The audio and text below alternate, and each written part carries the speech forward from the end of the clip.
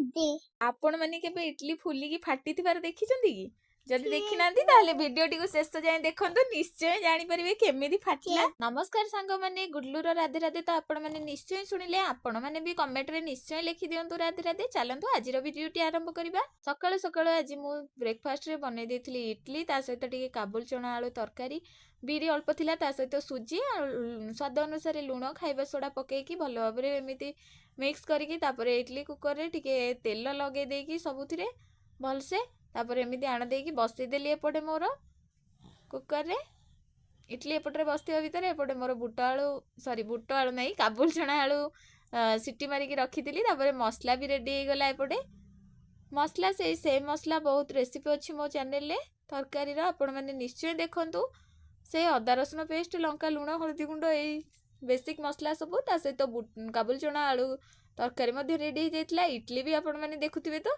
एबे तो देखि सालेनी निश्चय फुलिकी फाटिची केमिति इडली जाउछु मा पुओ फटा इडली को खाइबा पई मो पुओ आगे फास्ट गोटे कुनीटा करथिली ता पई से सेटा को ही फास्ट उठेइला क्यूटटा तापरिका आपण मानू एठी खाइकी कहूची केमती हेची भांगी देखौची गोटे हाथ रे कैमरा अछि आ गोटे हाथ रे इडली भांगुनी किंतु बहुत सॉफ्ट हेची धरी भल से देखै परनी आपण मानू को किंतु खाइली बहुत टेस्टी हेतला। आपण माने भी एमिति मने की निश्चय खांतो। जदि वीडियोटी भल लागुथिबो ताले like comment share and channel को सब्सक्राइब निश्चय करन। Thanks for watching love you all.